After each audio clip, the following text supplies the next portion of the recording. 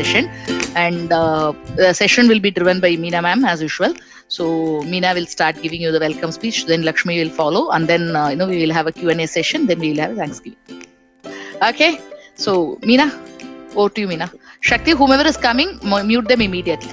Thank you. All the best. Yeah, it's good to go, right? Yes. Good to go, ma. Good to go. Yes. Good morning, parents. Good morning, Lakshmi, and good morning, my colleague. With the blessings of Almighty, it's my immense pleasure to welcome you all for today's webinar on behalf of Team Playworkz. So today's session is about children's safety on and offline. So it's going to be presented by Captain Lekshmy Natarajan. She's a retired army officer. Just a little housekeeping before we get started. So I request all the parents to keep mic in mute mode always. So if you have any questions during the presentation, please type them into the chat box. We will bring them up during the question and answer session at the end. So now, without further ado, we will turn the time over to Captain Lekshmy Natarajan.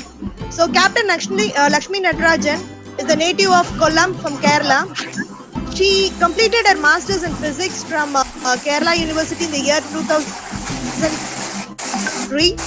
She joined Officers Training Academy in Chennai for Indian military training in March 2003. She has commissioned into the Military Intelligence Corps in September 2003. So Captain Lekshmy Natarajan did 5 years of short service with the Indian Army and served in Pune, Batinda, Punjab and Jammu. She completed her short service in the year September 2008, settled down with marriage, son and family. So currently she is the founder of HEAL Foundation. The HEAL Foundation works with government schools and teachers to facilitate overall learning and teaching quality with emphasis on everyday small and big emotions that students, parents and teachers deal with. Socio-emotional learning is the core agenda of this foundation.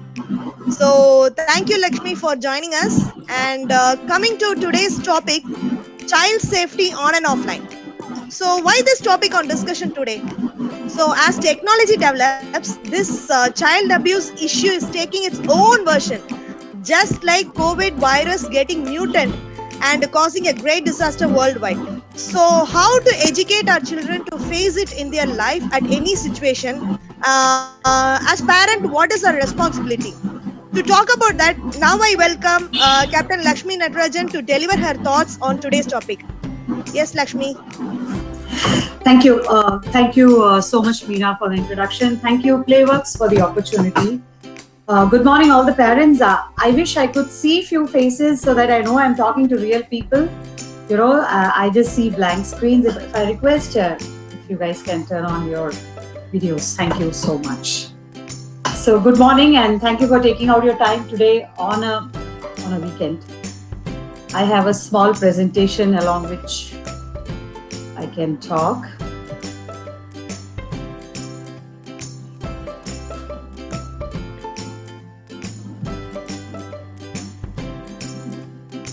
Yeah. So is my screen seen? Yes, Lakshmi. We can see your screen. Yeah, we can see. Yes, we can see. The problem with Google Meet is when, as a parent, the foremost thought in our mind every day, every moment, is that our children should be safe. Whatever they do, wherever they go, today, tomorrow, for their future, everything is surrounded by this thought, this little thought that our children should be safe.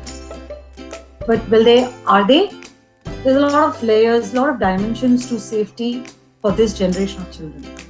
It's not just about physical safety. It's about emotional safety, mental safety, online safety, right? So whatever I'm going to tell you guys today may not be very pleasant, very charming, very positive, but two important things for anything in life. Accepting that there is a problem. First thing, you have to accept there's a problem. Second thing, knowing that we are in that problem. Only then we can solve it.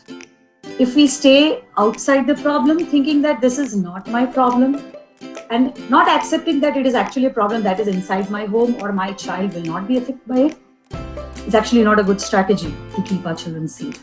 So starting from there, wherein we, each one of us, no matter how secure we feel that we are, our children are, accepting that somewhere we need to know this, that safety may not be adequate, somewhere accepting that we are also part of the problem will take us to the solution. So welcome here.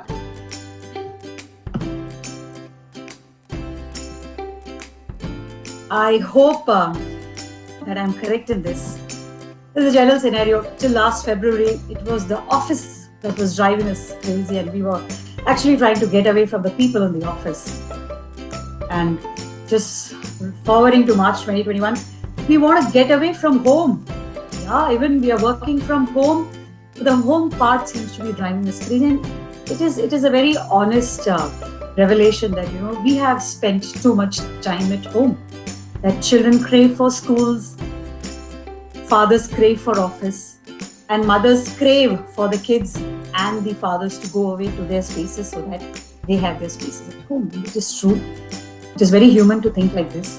It is okay. It is actually okay. But this is reality. This is reality. Anyone who disagrees with this? Anyone who feels no, it is not like that, I'm actually enjoying and I want one more year of a complete lockdown and at home? Absolutely no. All right. That's who I am. I am Captain Lekshmy Natarajan. I'm a retired army officer. I served the country in uniform for 5 years as a instructor. I'm co-founder of the HEAL Foundation along with Chaitali Shroff and Deepa Arvind. Social emotional learning is core agenda of ours. We talk about emotions in parents, in children, in teachers. I'm also co-founder of a volunteer NGO called Armor of Care. We are a disaster. And I, with my husband, he's 10-year-old. And these are things I love to do. I love to talk with the book. And talking children, talking to adults is part of something that I chose to do after leaving the army. I wish to know from each one of you, how are you feeling? A general feeling question actually it is. How are you feeling? Just give me a feeling word. How are you feeling? One feeling word. How are you feeling generally? Maybe this whole week, maybe this whole COVID time, maybe how are you feeling today morning? Give me one feeling word of yours. Honestly. Exhaustive. Excited, okay. Exhaustive, like exhausted. Exhausted, okay, you're exhausted, yeah, okay. Everyone, please, all of you. Not so good. Not so good. Mm-hmm. Stressed. Okay. Yeah, all of you, come on. Not feeling bad actually. Feeling bad, okay. Mm-hmm. It's very important, each one of us understanding our emotion. It is crucial to each one of us. So if you can just unmute and tell me your feeling word. Not so good. Not so good. Feeling hungry. Ram Kumar sir is feeling hungry. I should have told everyone to have breakfast before coming to the session. I generally tell the children. Yeah, okay. All of you monotonous. Yep. Mm-hmm. Okay. Manish. Well, I have a lot of things in my business going on, so I'm feeling excited for new things that I have to work on. Now, since the COVID, we had restriction over time. Now that is kind of relaxed a bit, so I have to work on my business. How on those and with. I'm feeling disturbed. All right. Mm-hmm. Now I'm also exhausted and stressed to the core actually. Desperate to get out of this.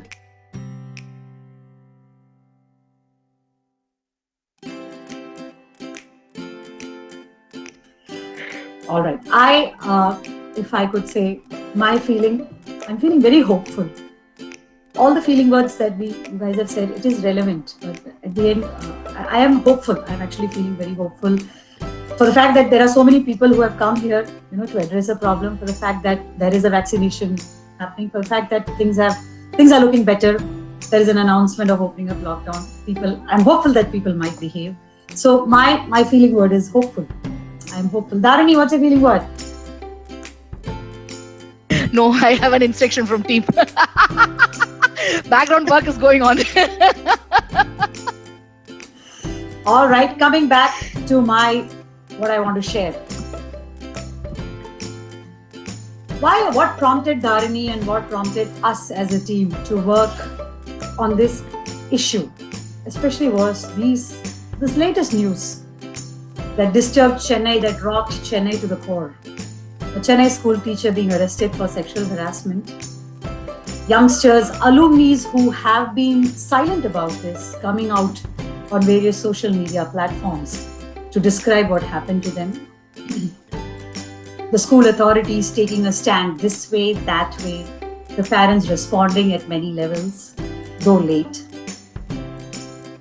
And then there was this celebrity who said that not sure how many could do it since they shut their own kids, fearing dignity and family honor. These are very disturbing lines, given the fact that we all come from educated, knowing, knowledgeable, free backgrounds where we stand up for ourselves, for our freedom of speech, for our freedom of expression.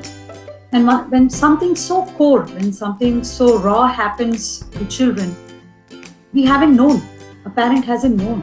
A management hasn't known. And it has been happening as per reports for so many years. And finally, kids come out after so many years to say, yes, I was part of it. I was a victim. So today, we're going back to the basics. Why it happens, where it happens, how it happens.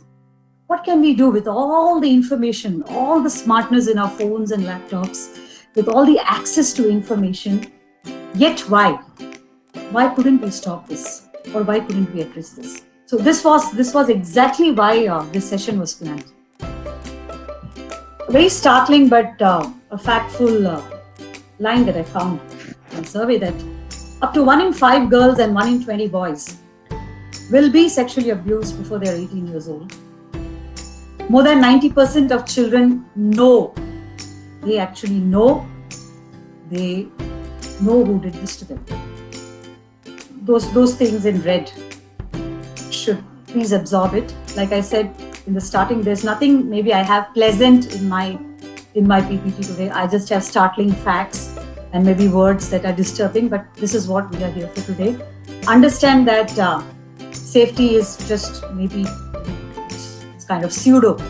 We live in a pseudo safety bubble, but the more we are aware of it, the more we accept it, and the more we become part of that problem is where we can solve it for our children. I want to acquaint you with some terminologies very, very fundamental to the topic that we are talking about today. Abuse is what the topic is. If I have not said it like that in the starting. We're talking about different types of abuse that our children go through. So when I said the first line, the first topic, are our children safe on offline? If they're not safe, somewhere there's names, maybe shame us in front of others, pull down our self-esteem by comparing, and somewhere maybe a portion of it we may have done it to our children, knowingly or unknowingly. We still do it. We don't do it purposely. It's just that at the spur of the moment, it happens. We sometimes do go back apologizing to the child that, look, I didn't mean it. Amma or Appa was in anger. But this, the verbal or emotional abuse, exists. Is there. A very, very important word that we will be going throughout the session. Not giving the things that they need to live is called neglect. The things that I mean here, which comes in the neglect performa, is not clothes, not food, not ice cream, not burgers, not big toys. these aren't actually the things they need to live. These are the things they want to live. So the differentiation that there is in need and want. A child's needs is completely different from a child's wants. And it is when those fundamental needs are not met with, the wants become bigger, exaggerated, and we as parents try to address the wants more because we ourselves know that the needs right now aren't in our scope to deliver. But that is neglect. That is neglect, and neglect is a big kind of abuse. And trust me, there is a proverb that says that charity begins at home. We tell everyone, every damn thing begins at home. Everything begins at home. So when I said that we as parents have to understand that we are inside the problem, in the problem, part of the problem, we need to accept this, that everything starts at home. So neglect, a big kind of an abuse. We rush to our kids' rescue when they go near something really hot or boiling, or when they rush towards a switchboard. You know why? It sends down a shudder down our spine to think what would have happened if the child had put the hand in a pot of boiling water or just put his finger inside the switchboard. Right? Why? Because the consequences would be immediate. You would see your child wriggle in pain. You would see your child, burnt or scarred. You would see it. But we don't panic. We don't shudder thinking of the different kind of abuse that we are putting them through. The invisible. Why? Because the consequences are not immediate. The consequences are not immediately seen and visible. They're long term. So we give it a push. We set it aside and we move along. Keep this in mind every time a slide comes up on neglect, on abuse. And keep in mind, own up, understanding the way I am doing it right now, that I am also part of the problem and I am the solution for my child. Taking you to the very, very fundamentals, the types of child abuse. There are many, but putting it into bigger headers, two bigger headers, a contact type and a non-contact type. The contact types are these, where a child is held in a sexual manner by someone, forcing to touch the genital areas, or someone touches the child's genital areas. Intercourse, forced intercourse. Okay. Now the non-contact type. Obscene remarks about their physicality, remarks about their personality, remarks about their behavior, remarks about their habits, their hygiene, obscene remarks. Virtual sex, where children are lured, groomed into doing this through phones, through chats, right? Through calls. Pornography, something that they shouldn't be seeing at an age that they don't even figure out what it is. Sexually intrusive comments. So all the below 3 that you see, I think were part of what happened in the Chennai episode. The teacher passing obscene remarks for the girls and the boys. He sending links of pornographic sites, unnecessary intrusive comments, on their bodies, on the way they dress, on the way they walk. These are all types of child abuse.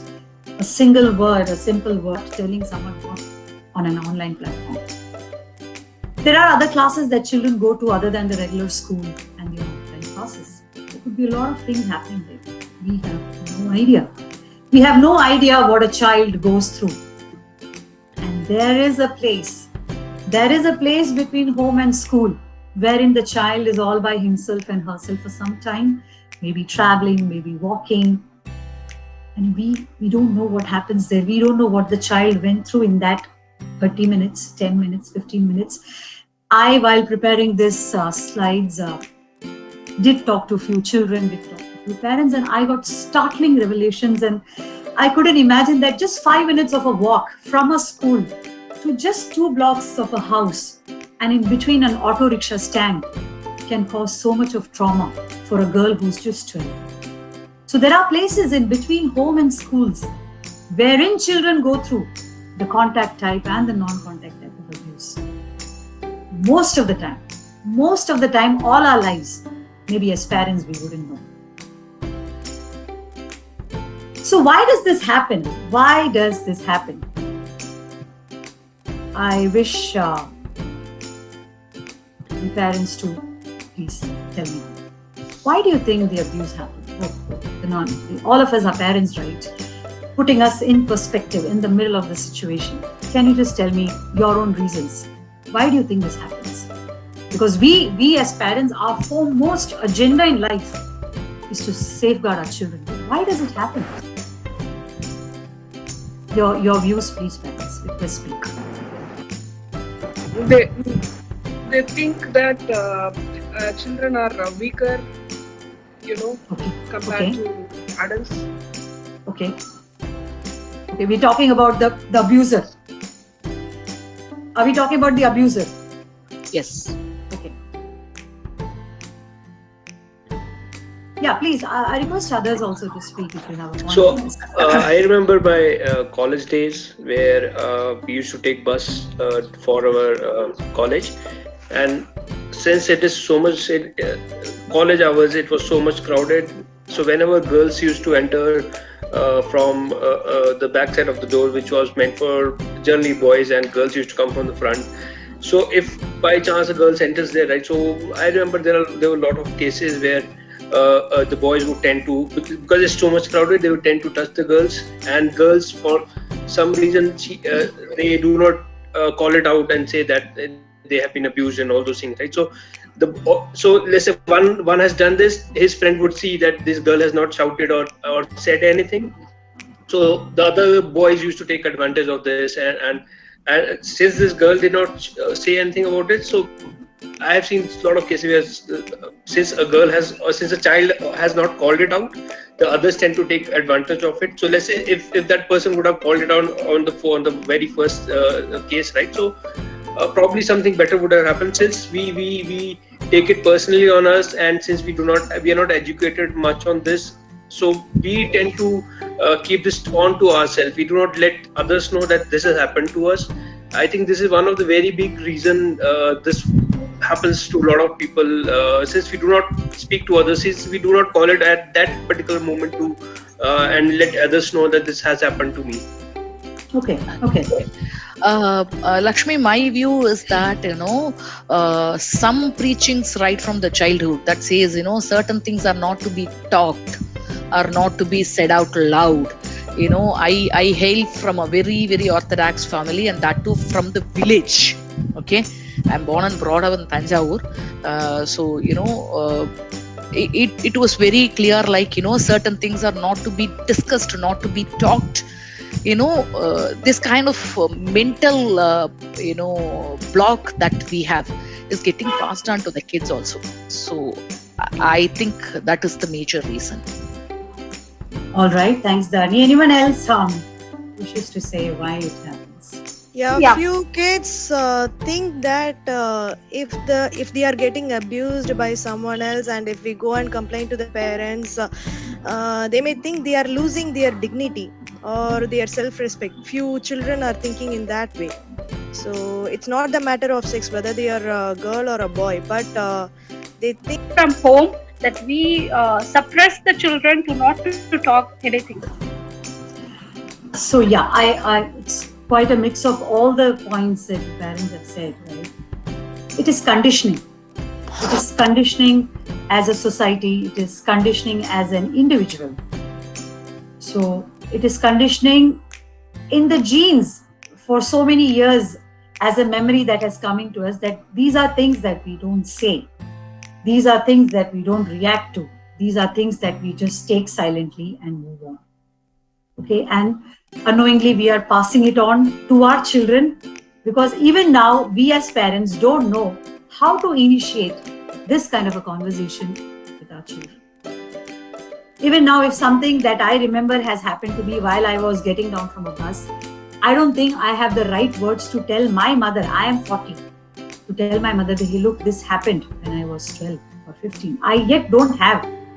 I don't have that kind of a mindset to tell my parent now that this happened long back. So all this conditioning in our minds, stops us from addressing this issue. And hence, the abuser, the community of abusers grow. But right now I'm looking at it from a perspective from the parent community. I'm keeping the abuser aside. I'm bringing in perspective our issue of online safety of our children. There was a child, we were talking to a child, an Indian child in Mumbai. Okay. We have a lady officer, ex-army officer who works with trafficking, kids rescued from trafficking. A little girl, it was very disturbing. She spoke after 3 months after she was rescued. She said she liked the way he touched her. She said the child was 10 or 12. She liked the way he touched her because no one has touched her like that ever, lovingly, affectionately. This word is called child grooming. This word is called child grooming, wherein the abuser, whether it is online or physically, grooms the child with love, with care, with affection, with touch and trust, and then abuses the child. So the children who actually lack these fundamentals from their home, from where they actually have to get it, when they start getting these soft emotions, they don't know he's the abuser, but they're liking it. They're finding it warm. They're finding it safe. They're finding they're able to talk something that they can't talk at home because mom or dad will make a face or make excuses, not give answers. But this person, he's touching, he's caring, he's kissing, he's fondling. And they're liking it because they want it. Because children, no matter till 15 years of age, they want the parents' touch. They want parents to hug them, boy or girl. They are still children. But we suddenly assume the moment the younger child comes, the elder one grows up for us. Then we don't care for touching the child. We don't care for hugging the child. We don't care for putting a hand over their shoulder or rubbing their head. They want all that. They crave for it. And this is where when they get the slightest of it from outside, they are lured into it. It is called grooming. Coming back to my slide, just to put in perspective from the home front, not from the abuser's point of view, but from the home front. We have a lot of stress at home.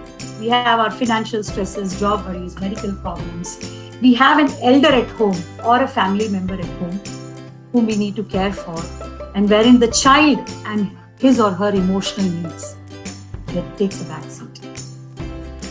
Please put yourself inside the problem when I talk about there's no blame game here. There is an understanding and relating whether yes or no. Is it happening to us? Is it happening inside our house? Is my child feeling it this way? Very poor and emotional communication with the child. Most of the time we ask our children, சாப்பிடுறதுக்கு என்ன வேணும்? விளையாடுறதுக்கு என்ன வேணும்? டிவில என்ன பார்க்கறேன்? இன்னைக்கு என்ன பண்ண போறேன்? What do you want? Where do you want to go? What do you want to eat today? I asked you a very simple question. How are you feeling today? How many of us ask our children? Because no one has asked them. No one has asked us for sure. We play, we eat, we come, we clean up, we sleep, we study, don't study. No one ever asked us that husband. But this generation needs it. Our inability to communicate verbally on emotions, on body parts, on sexuality and sex brings a huge problem for the children to come up to us of what they're going through. There are children, no child is the same. A 10-year-old in one house is much more mature than a 10-year-old in someone else's houses. Right? Some children grow emotionally fast. Some children take time to reach that milestone. But they might be physically very, very alert and agile. But a parent has a yardstick in their mind. 10 vaisachu, 5th standard, you must be able to do tick, tick, tick, tick, these many things. You're going to 7th standard, you must be doing all these things. If you're not doing, then you're dumb. Then you're useless. Look what that child is doing, same class. a lack of understanding from our side of our own child's developmental stages and behavior. A child, as per his brain development, responds, reacts, understands, and then displays behavior. But because we have set benchmarks in our mind, we just forgo all the developmental stages. But then we were very nice till 2 years. We were very nice parents till the child was 2 years, because we would wait for the child's teeth to come out. Just because the neighbor's child had his first tooth 6 months, we wouldn't go pulling out our child's tooth. We would wait, whether it was 8 months or 1 year. Just because someone else's kid started walking at 10 months, we didn't drag our child, right? We waited for a kid to walk on his own, because that was a very crucial milestone. So these milestones don't end. They don't end by the time they go to school. These milestones happen till 22 years of age, because that's when the frontal cortex develops. That's when the brain actually develops. But then no, the moment they go to school, they should be all, prepared, ready to take on life as per the benchmark we said. So this lack of understanding of what our child is going through, whether he has reached that developmental stage, milestone in his mind, or whether he's yet to, or he's already crossed that. Sometimes a child may have a 12-year-old brilliance when he's just 9, but we don't accept or acknowledge it. So we be like, you're acting over smart. You have a big mouth. You just talk too much. But we are not understanding that he's just developed fast. He needs to know more and faster. We don't grant him that. So this lack of understanding of our own children and their development sometimes leads them on a different path. The word neglect. Our ignorance of understanding what our children is going through beyond the food, beyond the burgers and the tair sadam and the juices that we feel that we are giving them and making with a lot of hard work. Neglect, irresponsibility. Like I said, that you wouldn't let a child run to a hot pot or to a light switch, but you would give him phones and laptops and screen times, innumerable hours, because there is something that you have to get done.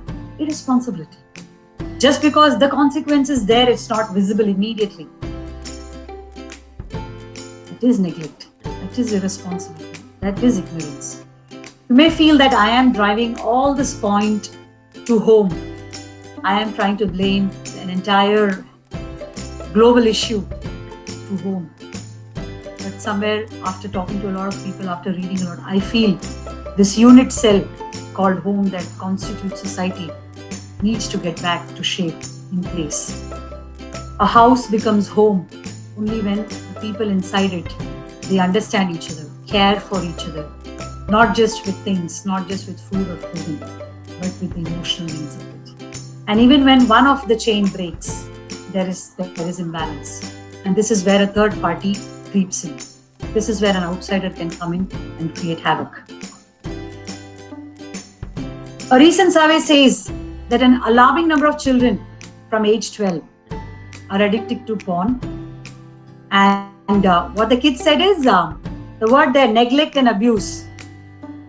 A lot of unmonitored time in front of the computer. Alone at home. So these are very striking words. We understand parents have their own work to do. We understand that go through something so stark, go through something so raw, because it's not their fault. It's not their fault that we left them unmonitored. It's not their fault that some pop-up came up, which we could have managed as a setting. It's not their fault that they were left alone because the mother and the father couldn't find a caretaker at home. CCTV camera, the irony of the CCTV cameras that we keep in daycare centers, or some people keep it at homes, is that it ultimately acts only as an evidence. You can only see what has happened. You may not know what will happen. You cannot do anything about it because it has happened. So let's not as parents act as CCTV cameras and jump into action once something has happened. We're not here to collect evidence. We're here to raise a generation with warmth, affection. That is the only primary duty of a Homo sapien, I would say. If we have decided to give birth, to raise a child, we might as well carry on that project with all our honesty. While I said the sources of offline abuse, there is the home and known places. There is a space between the home and the school. These are the ways that kids get abused online almost every day, I would say. Online classrooms. Here, kids of the same class, of the same age, can abuse each other with lewd remarks, rude remarks, bad words.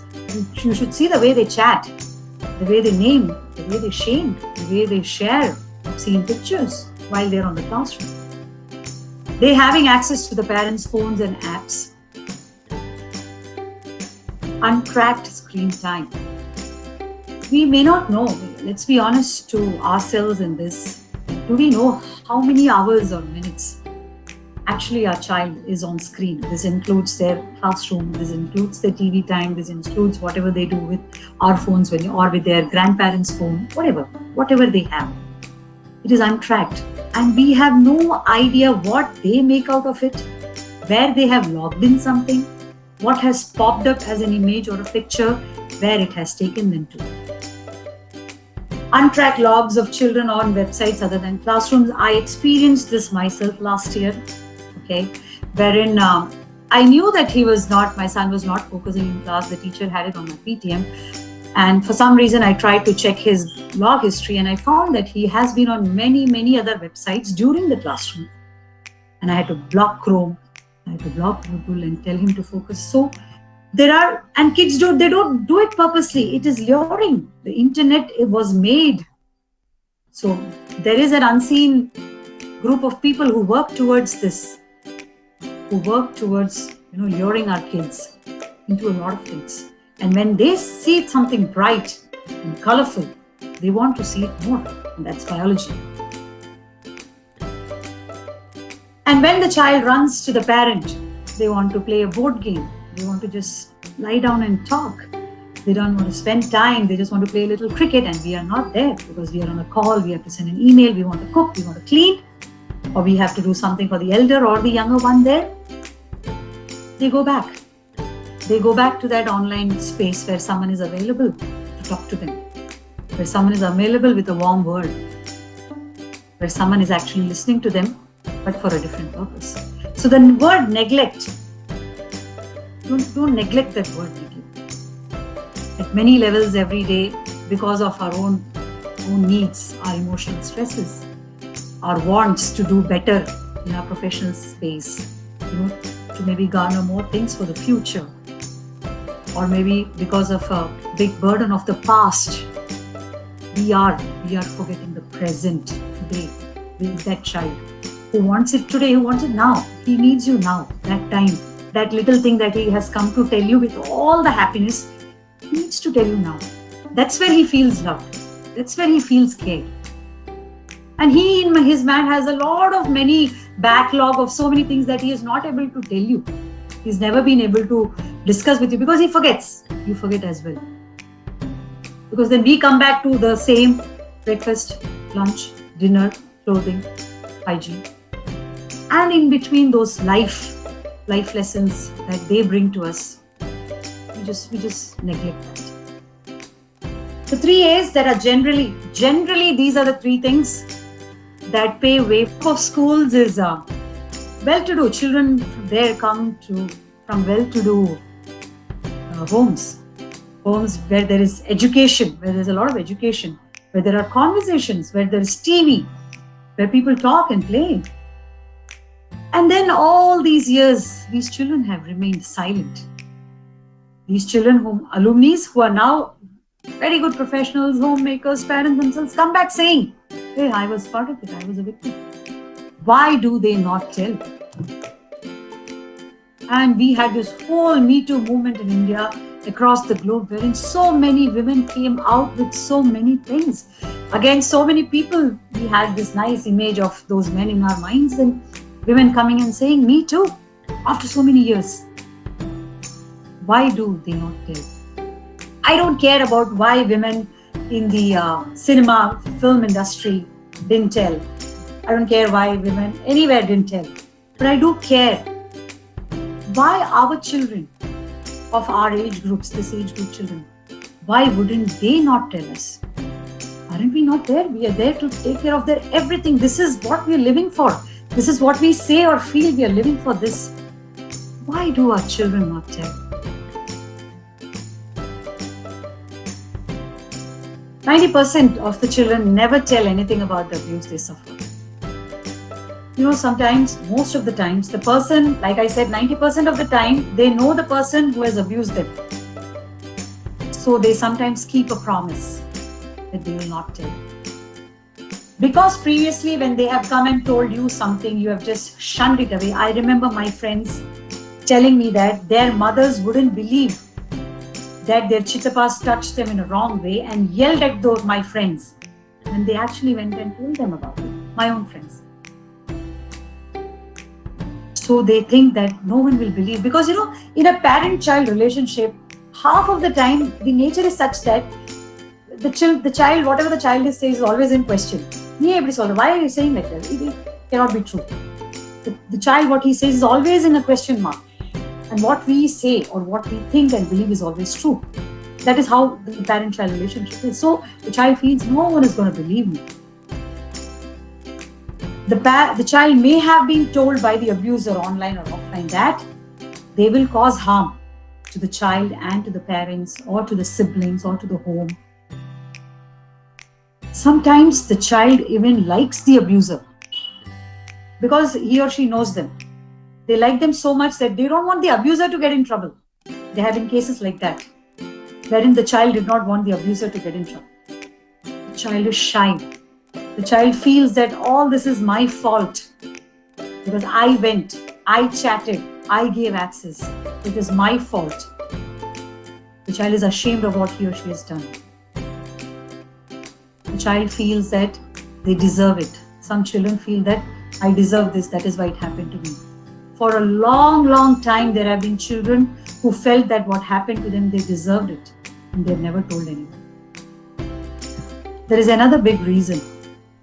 And this reason actually stays even till they are 20-25. They don't have the right words to tell you. Imagine, I told you an incident when I was boarding down a bus and someone just, a guy just hit me on my chest and went to me, and I couldn't forget it. I still cannot forget it. I was too small, but it has been so many years ago. Even today, to say this to you guys or to my mother, I don't find the right words. We know so many languages, all of us. We have entire vocabulary in place of emotions, of words. But we still don't know that. How do I tell someone if something like this happens? Imagine a child, barely 7 years, 8 years, 10 years. He doesn't even know the right words. He doesn't even know what has happened to him is right or wrong. But he knows that he or she is uncomfortable. And he's trying to talk to you, trying to tell us somehow. But we, in our impatience, we, in our disbelief, we don't wait. We don't wait to listen. We don't wait to look into their eyes. And then we don't wait for them to complete what they were trying to say. And this stays back in the minds for years together, even when they grow up, even when they become professionals and parents, because they never found the right words to just say it. So why do kids not tell? Kids not tell because mostly they feel that you should come and tell me. That no matter what mistakes you make, no matter if you are the guy who made the mistake, come back and tell me, we will be with you.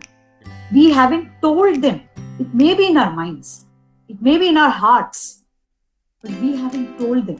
We haven't said this so that they remember. So they don't know. They don't know that there is a place. There is a place called Appa Amma, wherein they can even come and tell this. They don't know it because we haven't said it. And this is where I feel, in spite of all the education and the knowledge and the money and the good family background, why this happened in a reputed school, and it is happening all over the globe. Because children felt that there is no space in their parent-child relationship wherein that will be accepted. Let this not happen to our children. Because no matter what, they still are ours. And if something like this has happened to them, it is not their fault. It was never their fault. And only for that reason, create that space. between you and your child, beyond the food that you give, beyond all the material things that you give. Give that space where your child will come and talk to you. Any damn thing. If your child utters the word sex, look at your child and ask, what do you know about it? Don't shoo them away. Don't say we don't talk about it. Don't say go ask your mother or go ask your friend. That is how you create that space. Because they're curious. They want to know whether or not this is allowed, whether or not this communication is allowed. Is when they will know that something on those terms happen, I can come back to this place. So these are the reasons why children do not tell.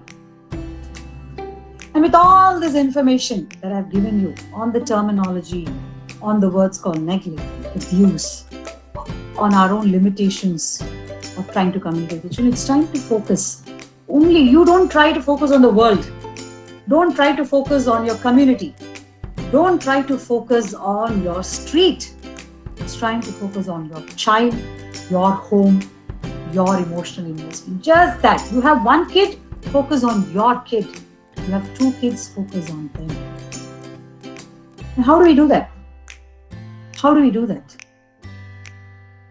I'm co-founder of the HEAL Foundation, and we believe in something called partake parenting. And the word partake means participative. When we don't stand here as a parent and the child here and say, this is what it is, do this like this. We come down here with the child. We learn with them, we grow with them. We see that they've made mistakes. We help them get up from where they fall. We participate in their growing up. But for the abuse not to happen, even that is not enough. You've got to be proactive. You have to foresee what your child will go through. And trust me, if you are a parent, who has at least spent 3 to 4 hours a day with your child every day, no matter what, you would know that your child, what he is doing or she is doing now, is not something that he or she does regularly. You would know that this is not the way he or she reacts or responds. You would know that your child does not take this much time inside a bathroom every day. You would know that your child does not cry this often, or you would know that your child does not miss this meal. Proactiveness comes from first knowing, understanding who your child is, and then from understanding what your child might go through. So when you take your child for a vaccination, you proactively tell your child, you're going here. You might be going in a scooty or a car. You're going to a doctor. He will tell you this UCI is for this, and you will feel better. It is proactive. You prepare.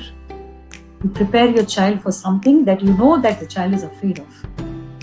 You as a parent has to proactively prepare your child's environment, online, offline. Online, we're all techies, all the time with the gadgets. We know settings, we know privacy, we know our privacy.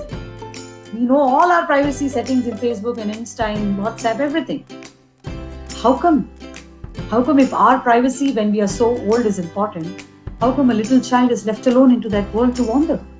How come we have not put a lock there? How come their Google Chrome is working? How come their cookies are working?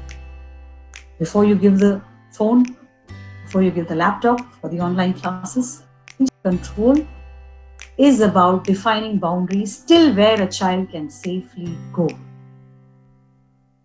without he or she getting hurt. If you have understood that we as parents are part of this problem, big problem, without putting it on a system. We like the word system. System kharab hai. This system is horrible. System ko badalna chahiye. We always forget that the unit cell of that system is home. And if we have understood, accepted that we are the unit cell, we are part of the problem, and the solutions always begin at home, teach them boundaries. Physical, emotional, and online boundaries. There are places, there are ways in which someone can touch you, someone cannot. Even when you grow up a little, when you come out of the bathroom, you have to wrap yourself in a towel. It is just giving a dignified, respectful to your body. There are people who come out as strangers or, someone comes to visit you. There are ways in which you greet. There are ways till which there are limits till which you go physically. There are questions that someone can ask you, a stranger can ask you, cannot ask you. If that happens, come back and tell me. If someone has touched your shirt or pulled your shirt and you've not liked it, come and ask me. Come and tell me. And teach them to say no. Teach them to say no, not for food and clothes and choices and colors. Teach them to say no when they feel emotionally uncomfortable, when it has disturbed them. When someone's remark, when someone's just a casual touch or a slap or a pinching of the hair. It will be a very small thing, but the child has not liked it. Teach them to say no to that. And tell them it is their right. And teach them to come back and discuss it to them. Pay attention all the time. When most of the time, again, like I said, in a parent-child relationship, most of the time we are ready with something to say. Even before they have finished their story, we have got a moral of it. All right, this is what you've gone through, so this is what it is. Let's stop it there. Let's pay attention to what they have said, and there could be something that they have not said as well. There is no one in the world other than the parent who can understand what the child has not said, but said. And if we as parents fail to read that silence, then we're just a stranger. We're just a caretaker. We're just a caregiver. You're not a parent. So pay it whenever, it could be the silliest of the thing that they come to you. Or it could be the biggest of an idea that they come to you. Just give them your attention. Just listen. Look into their eyes and listen. Till their last word. Believe them. Believe them. It could be, like I said, very silly. Okay, it could be very silly to you. Okay, so a kid says, when I was coming, little uncle, he just pulled my collar. It will be very silly to you. You will say, uncle, Teri is such an elderly person. But no, don't dismiss it. Don't disregard it. Why? Because it's the child's feeling there. It's not about you. It's not about the uncle. It is the child who was in question. Today, someone made him feel uncomfortable and the parent said it is okay. Doesn't matter, leave it. Tomorrow, the same uncle or some other uncle will do something big. The child is not going to come and tell you because you said it is okay. So never disregard. Believe them. Make them understand. Query. Ask them why they feel so. Please watch for red flags. Your child, it's not that they need to be happy all the time. A child can go through various moods over a day. But like I said, if you are spending quality time with your child, you will know the red flags. Your child is very quiet. Child is not eating. Very moody. Always being away from you or from elders. Sleeping in a very crouched position. All this is something because the child, somewhere inside, there is something disturbing the child. Even when you look at a child sleeping, you will know whether he or she is sleeping nice, wide, or there is a crouch. These are the only things that matter to us. These are things that we should look for. If they're hungry, they'll come and tell us. If they're emotionally hurt or emotionally hungry, they don't know how to ask us. Between even spouses, between a husband and a wife, how much do we communicate emotionally? Look, I want your emotional support. Or you haven't been hugging me, or you haven't been kissing me. We don't speak like this, right? Even when we know all the vocabulary. Even we know that when we can ask. Imagine a child who's so small, but he's craving for that. Our children is, if you feel the picture that I show is a positive one, if you feel that the picture I show is a positive one, please draw another heart inside that heart. If you feel the picture that I show is a negative one, please crumble your paper.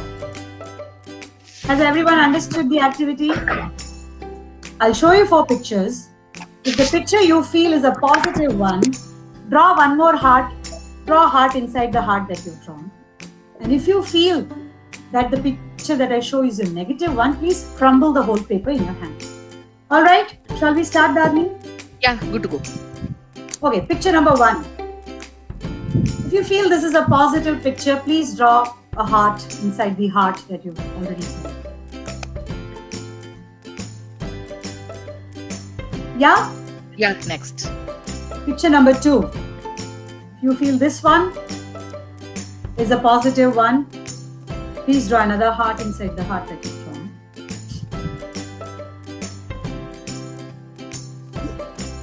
If you feel this picture is a positive picture, draw a heart. If you feel it's a negative picture, please crumble the whole paper in your hand. Picture number 4. If you feel this is a positive picture, draw another heart. If you feel it's a negative picture, please crumble the paper.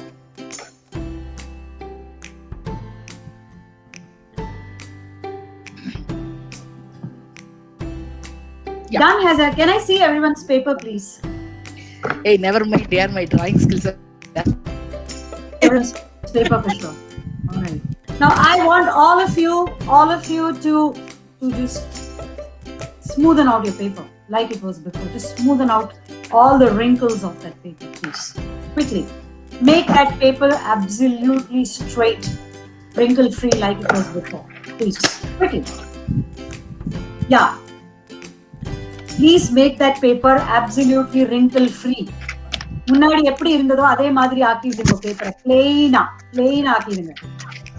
Lakshmi, once again, small instructions to the parents. Can you please switch on your cameras so that we can see all the papers? And we can take a picture as well. Yeah. Can you guys please make the paper absolutely wrinkle free like before? No. No, try. We shouldn't see even one more wrinkle. One wrinkle kudi irukadu. The paper was absolutely plain, wrinkle free, right? Now please make it nice and wrinkle free. Is someone able to do that? Has someone been able to make it wrinkle-free? Can someone explain to me this activity? As a parent, can someone please explain to me this activity? Yeah, I can. I have an opinion about this. Actually, we are giving many comforts to the children, but still, if they feel one discomfort, their entire effort or their entire enjoyment or the life, it's getting ruined actually. So that is what even after experiencing such a bad issue, even if we give more care to them, still they are not able to come out of that completely. Anyone else? Thanks, Meena. Yeah, once crumbled, it takes lots of efforts to make it straight. That heart of the child, the young child. Okay. That one crumble. I showed you 4 pictures, out of which only one was a bad experience, right? And that scar, that crumble, that pain that a child carries in that heart, no matter how many hearts you draw over it, you cannot make it smooth. And this has been spoken about, talked by so many people, so many women and men who have experienced that crumble, that wrinkle, and still suffering that ache silently, even after they've grown up so much. This activity is to let you know that we as parents are responsible to make sure or to protect as much for that wrinkle not to happen. And we have the power, we have the authority, and we have all the resources in our hands to make sure that our child does not go through that wrinkle. And if at all, I tell you. Thank you. Yeah. Meena? Yeah, thank you, Lakshmi. That was really a wonderful session, which is really a necessary one for all the parents nowadays actually, because many children are facing a lot of issues and a lot of abusing problems, not only currently, but it's from time to time, but the styles are differing. That is the thing which you explained a lot. So it was a very great session, and here we have a few questions from parents. Okay, Manish Verma. He has asked this press during this COVID hours, and we spending less of personal time has definitely increased the verbal abuse towards the children. So please discuss more on how behavior correction is a non-contact type abuse. How should we go about it then? So this is his first question. So he's having one more question. Sorry, 2 more questions. Can I? 4 questions. 4 questions Four together. questions, yeah. Okay. I was I just noted writing down the down. point that I feel like we can. I would like to discuss more, if time permits. Otherwise, I'll call Lakshmi personally and discuss with her. Sir, I think you can discuss it now because it will be more useful for other parents, those who are participating right now. Yeah. They'll have those doubts in their heart, but sometimes they may have some hesitation still, and it may not come out. So if you ask few doubts right Yeah. now, it will be And useful also- for all others. Yeah, and also very short. Yes. We are already running. And For I do everyone's have, use, for everyone's use, I have put my contact number if we are crossing the time. Manisha, I'll go from your fourth one. When we say Okay. proactively tell our kids, okay, the child is going to play a game.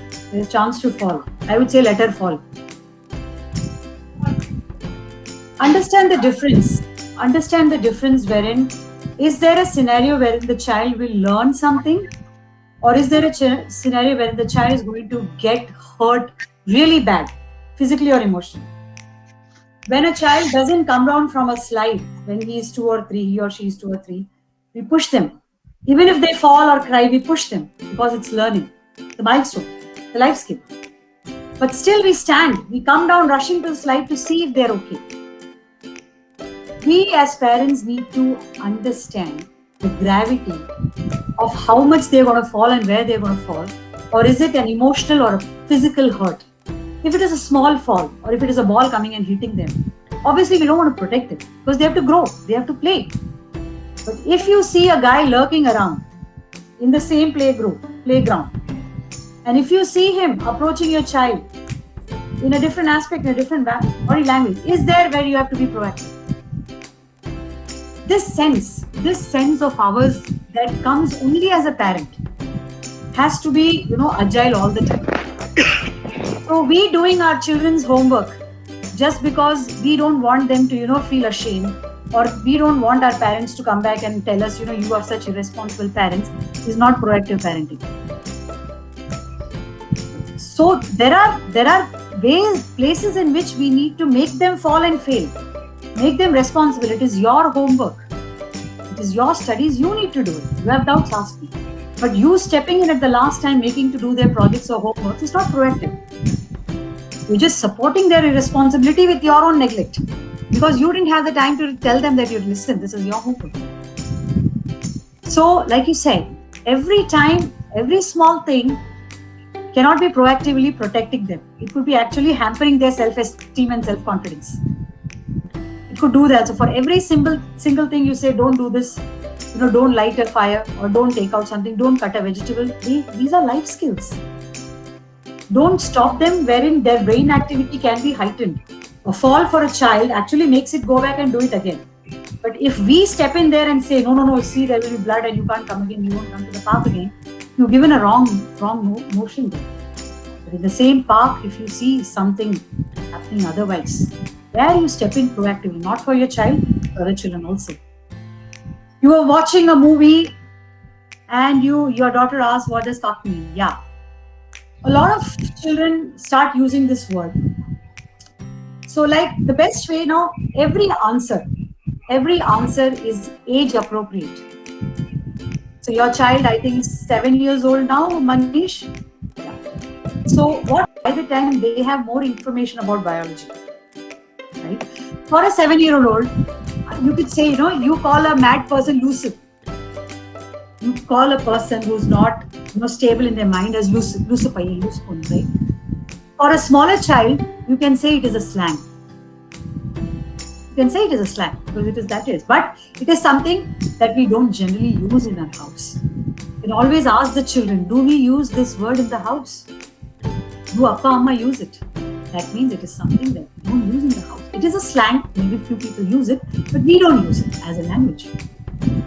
For an elderly person or a little more, a 10-year-old person, you can say that this is the word that they use when they make babies because they know it. Now, sometimes you don't have to go into a deeper explanation. You say a sentence. You don't shoo away the child, for sure.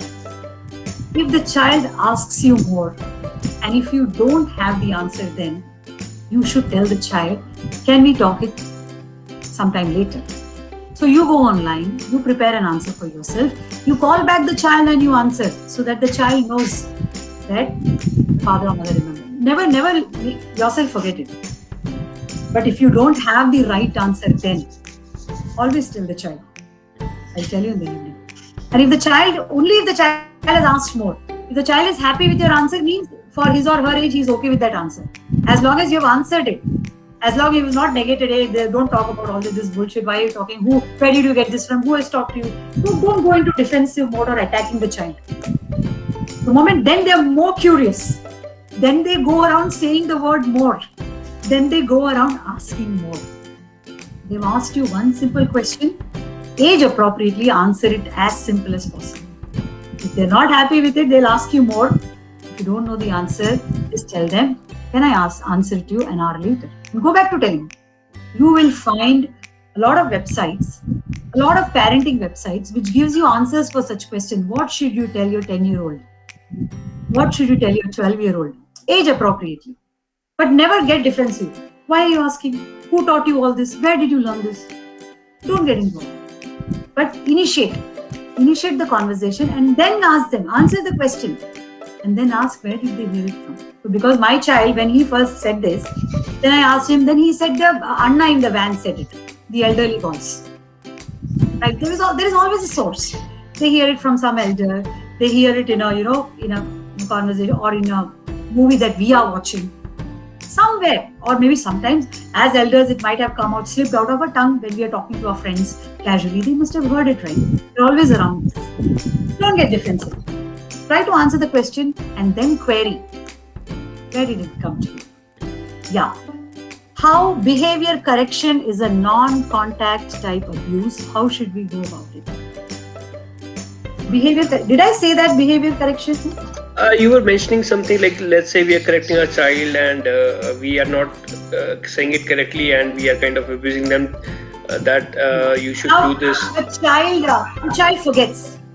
Your child forgets. Or you tell him or her the same thing every day, same time. But the child forgets, right? Now, it's mostly because their brain is small. First things first, as child psychology, the brain is small.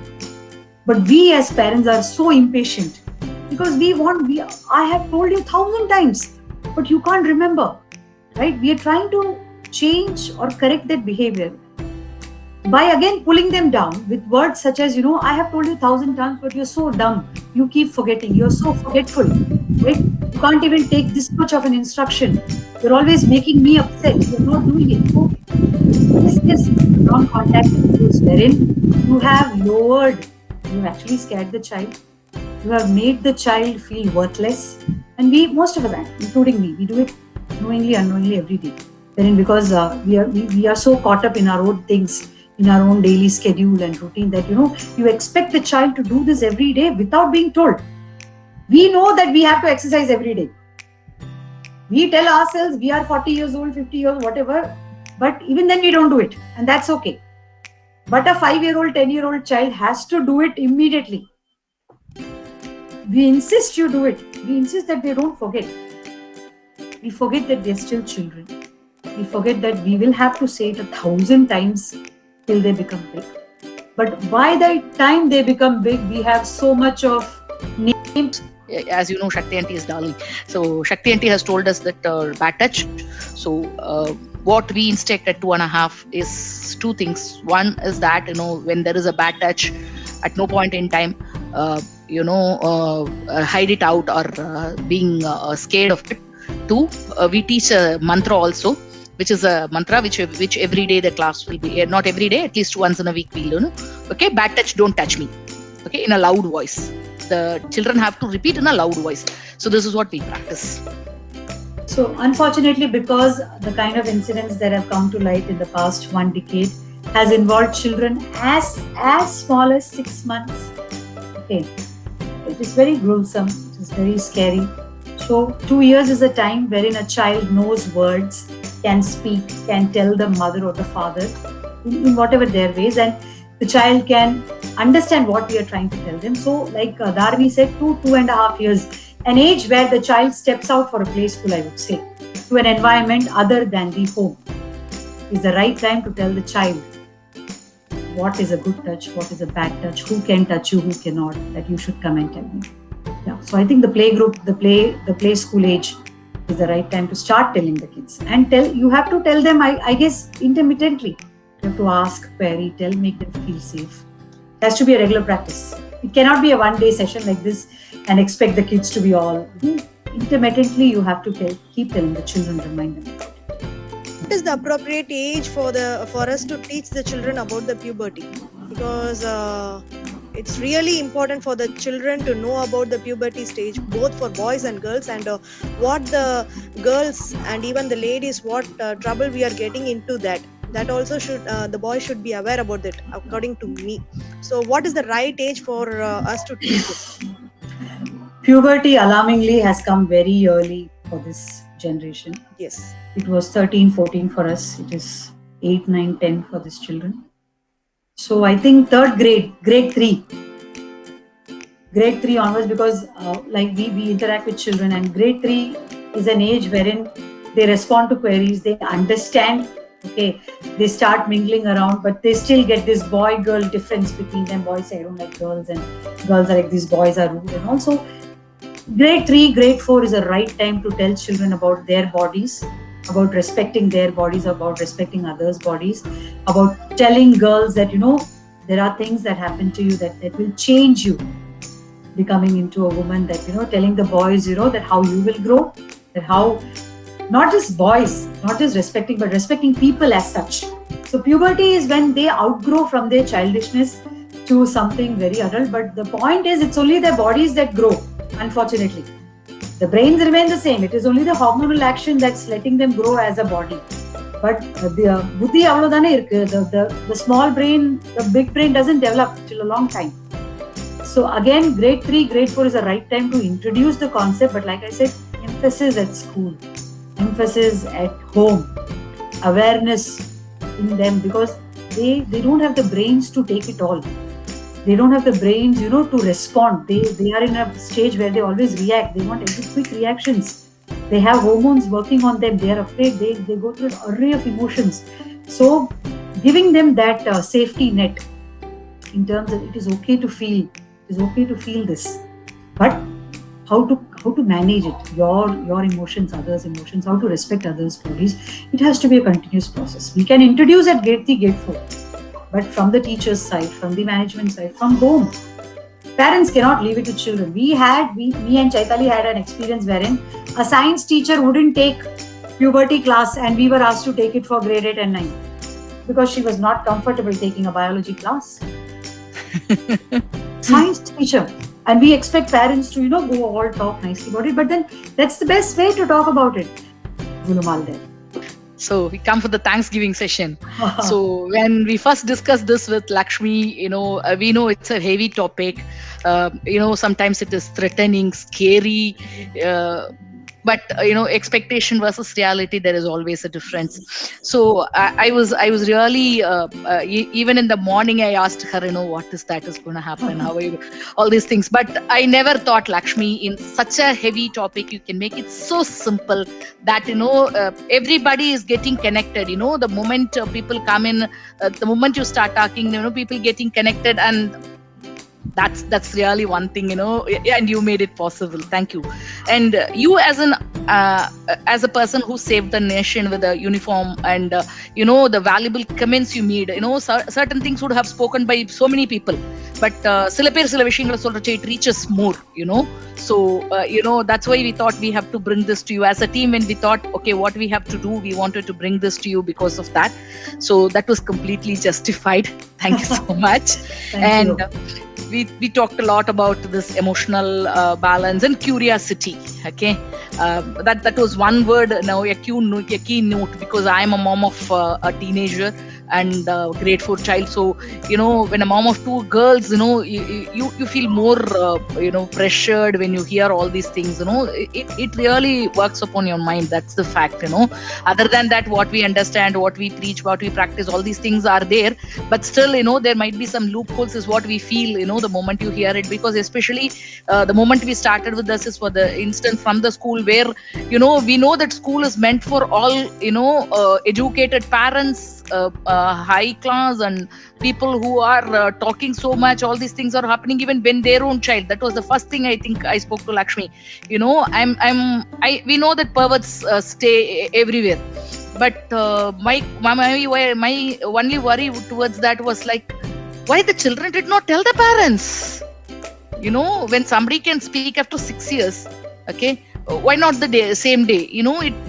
The responsibility towards society at an young age is also missing. When I'm affected, I should think like, okay, when my next successor shouldn't get affected, unless and until I speak, this is going to continue. This sense wasn't given, a sense of responsibility, a sense of giving back to the society. Nothing is taught, is what I felt. So that was one thing. And when we were talking about this online abuses, I remember one more incident, Lakshmi, which could be even more scary. You said the groups that they discuss, I think 1.5, 2 years back, there was a sting operation by English news channel, where in a Delhi school, a 14, 15-year-old children, boys group talking about girls. And God, if you guys can go back, I'm really scared even to talk about that. And the most, I would say, the crux of the entire session is one word that we call as trust. Okay, give the trust to the children. So many kids, so many parents used to come and ask me, "Ma'am, na veetla solren, don't touch this. She's not hearing me out. When you said in school she is hearing it, what is the reason?" So I said, there are 2 mantras that we practice in our schools. One, when I say a no, it is a no with a capital N. We will never turn the no to a yes. We will never turn a no to a yes. And they too, that thing to us, if we say that, okay, I'm going to give this to you if a child is playing with a block, okay? If a child is very fond of a blue block, and the child is not sharing with the blue block with everybody, and they have to go from the playtime to the next session, they have to go to their language class. Then we tell them, okay, keep this here. You will get it tomorrow. And we remind the teachers to keep the blue block ready. As soon as the child enters the school, we will give the blue block to the child. Okay, so what the child understands out of that is, when they say that they're going to do something, I am going to get that. And if I'm not going to give that, I will never commit it to the child. So, this is one thing that we are doing. And one more point, if you face any abuse in terms of wherever it is, we have to keep a document. We have to keep that in black and white, sending it. And, none of us know that there are 14 cells working. There is a common number which we can talk, so many of us might have been unaware of it. All these things are covered, and one capsule kills all viruses, what Lakshmi has given today. Thank you, Lakshmi.